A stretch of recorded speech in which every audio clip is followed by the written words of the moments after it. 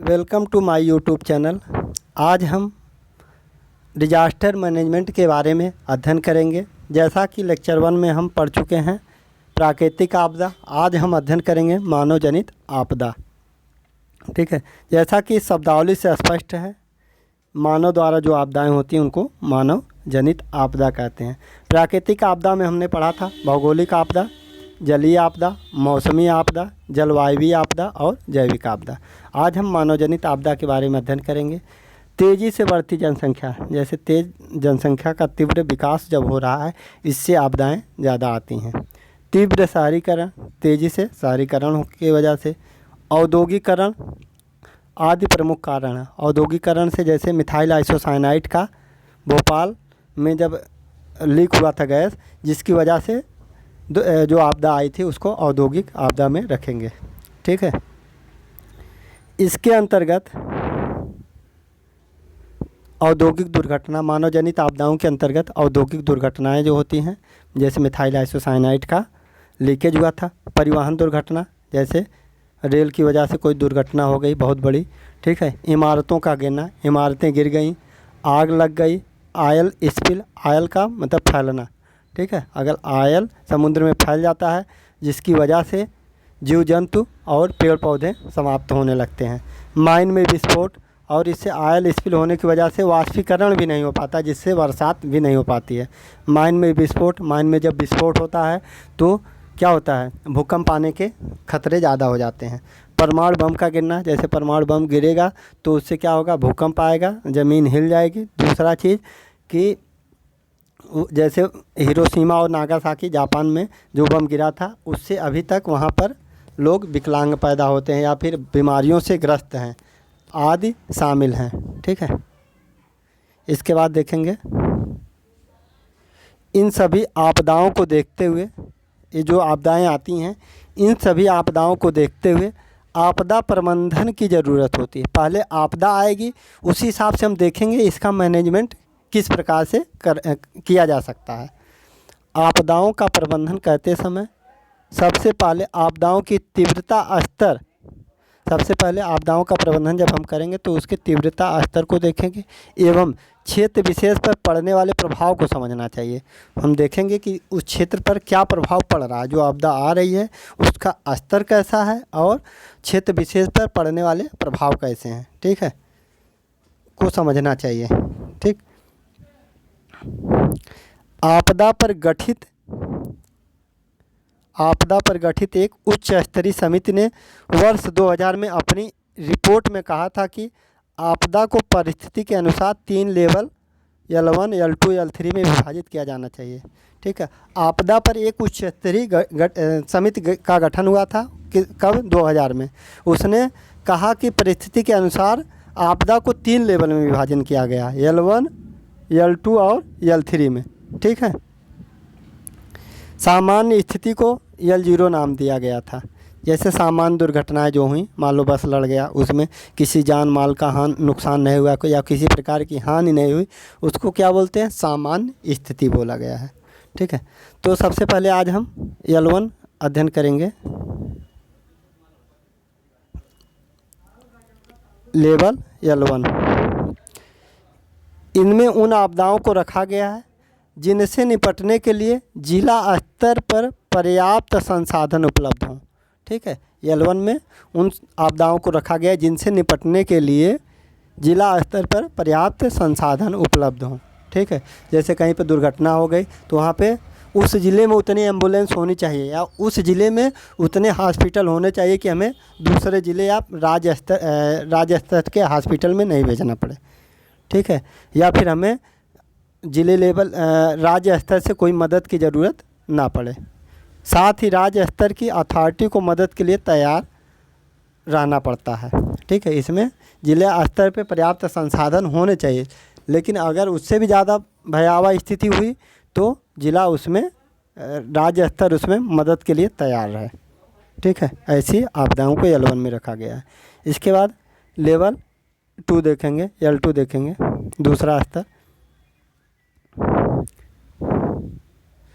वे आपदाएं जिनसे निपटने के लिए राज्य स्तर की एजेंसी एवं राज्य स्तर पर उपलब्ध संसाधन को शामिल किया जाता है।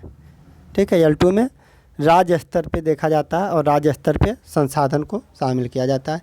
इसमें केंद्र स्तर की एजेंसी को तुरंत मदद के लिए तैयार रहने की ज़रूरत होती है। इसमें केंद्र को तुरंत इन्वॉल्व होना चाहिए। ठीक है, ऐसी आपदाओं को L2 में रखा गया है। ठीक है, उसके बाद लेवल L3 देखेंगे। लेवल L3 यह आपदा की चरम स्थिति है। इसमें बहुत ही भयावह होती है, ये बहुत ही डेंजरस होती है, जो बड़े स्तर पर नुकसान पहुंचाती हैं, जो बहुत ही ज़्यादा बड़े स्तर पर नुकसान पहुंचाती हैं। ठीक है, उसको L3 में रखा गया है। फिर इसके बाद देखते हैं मानव जनित आपदा में ही दुर्घटना को भी शामिल किया जाता है। मानव जनित आपदाओं में दुर्घटना, जैसे कोई दुर्घटना हो गई, उसको मानव जनित आपदा में शामिल किया गया है। ठीक, यदि हम एक चित्र के जरिए दुर्घटना के कारण एवं परिणाम को समझेंगे तो हम सामान्य तौर पर सड़क एवं रेल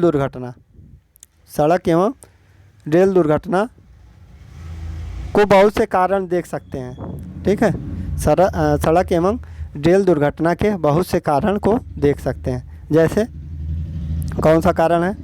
अप्रशिक्षित ड्राइवर की वजह से, अगर अप्रशिक्षित ड्राइवर है, उसको प्रशिक्षण सही से नहीं मिला है, या शराब पीकर वाहन चलाने की वजह से सड़क दुर्घटनाएं ज़्यादा होती हैं। ठीक है, सड़क दुर्घटनाएं किससे ज़्यादा होती हैं? अप्रशिक्षित ड्राइवर या फिर शराब पीकर वाहन चलाने से सड़क दुर्घटनाएं ज़्यादा होती हैं। इसके बाद का पॉइंट को देखते हैं। रेल दुर्घटना की बात करें तो सिग्नल की खराबी, सिग्नल ख़राब है जिससे रेल दुर्घटना ज़्यादा होती है। रेल की पुरानी पटरियाँ, जो पटरियाँ घिस जाती हैं, उससे भी रेल दुर्घटना होती है। ख़राब मौसम, जैसे बारिश हो रही है, कोहरा पड़ रहा हो, और मैनेजमेंट की अव्यवस्था से, मैनेजमेंट में अव्यवस्था होती है, पटरी का रूट बदल देते हैं, उनको पता ही नहीं रहता है कि दूसरे सामने से ट्रेन आ रही है। मैनेजमेंट की अव्यवस्था से रेल कर्मचारियों में प्रशिक्षण की कमी, रेल कर्मचारियों में प्रशिक्षण की कमी है। उनके द्वारा की गई लापरवाही की वजह से बहुत सारी रेल दुर्घटनाओं का सामना करना पड़ता है। सिग्नल दे करके रेल रोकना है, वो लापरवाही की वजह से अगर सिग्नल नहीं दे पाते हैं, किसी काम में व्यस्त रहते हैं, जिसकी वजह से भी रेल दुर्घटनाओं का सामना करना पड़ता है। रेल परिवहन व्यवस्था को समय के साथ अपडेट ना करने की वजह से रेल दुर्घटनाएं होती हैं। जैसे अब ऐसे सिग्नल आ गए हैं, ऐसे सेंसर आ गए हैं कि सामने से कोई ट्रेन आ रही है 1 किलोमीटर उसको उस रूट पे है, तो ऐसे सेंसर को अपडेट करना चाहिए, जिसकी वजह से उसको पता चल जाए कि हाँ सामने से कोई ट्रेन आ रही, तो उसको ट्रेन ऑटोमेटिक रुक जाए। ठीक है, या कोई संकट है सामने 1 किलोमीटर के आसपास में, कोई पटरी टूटी हुई है, तो सेंसर के माध्यम से हम पता कर सकते हैं कि अगर पटरी टूटी है तो ट्रेन रुक सके। ठीक है, तो हमें क्या करना चाहिए? समय के साथ अपडेट करना चाहिए।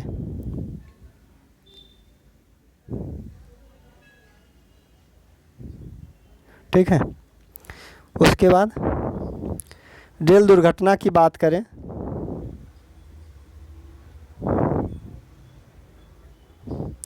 रेल और सड़क दुर्घटना के परिणामों को देखें तो यात्रियों को जहां शारीरिक एवं मानसिक क्षति होती है, ठीक है, सड़क और रेल दुर्घटना को देखें तो यात्रियों को जहां शारीरिक और मानसिक क्षति होती है, वहीं सारी अव्यवस्थाओं के चलते यात्री को पैसा खर्च करने के बावजूद भी मूलभूत सुविधाओं से वंचित रहना पड़ता है। ठीक है, यात्री अगर इतना पैसे खर्च कर रहे हैं, वहीं अव्यवस्था है इतना सिस्टम में, जिसकी वजह से व्यक्ति मानसिक और शारीरिक क्षति को झेलता है। ठीक है, आगे हम पढ़ेंगे नेक्स्ट लेक्चर में आपदा प्रबंधन के लिए कौन कौन सी एजेंसी हैं और आपदा प्रबंधन के लिए अपनाई जाने वाली रणनीतियां हैं। आज हमने क्या पढ़ा? मानव जनित आपदा।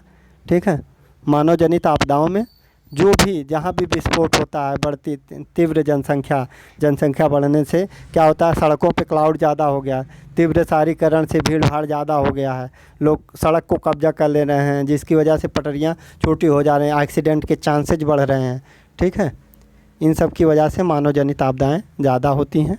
ठीक है। इसके मैनेजमेंट, इसके 3 लेवल में बांटा गया है। L1 में क्या होता है, जिला स्तर पे पर्याप्त संसाधनों का यूज करना चाहिए, लेकिन राज्य मदद के लिए तैयार है। दूसरा क्या है, हमने पढ़ा लेवल 2 में राज्य स्तर पे संसाधनों का उपयोग करना चाहिए, लेकिन केंद्र उस पर मदद के लिए तैयार है। तीसरा डेंजरस स्थिति होती है, इसमें केंद्र ही कुछ कर सकता है।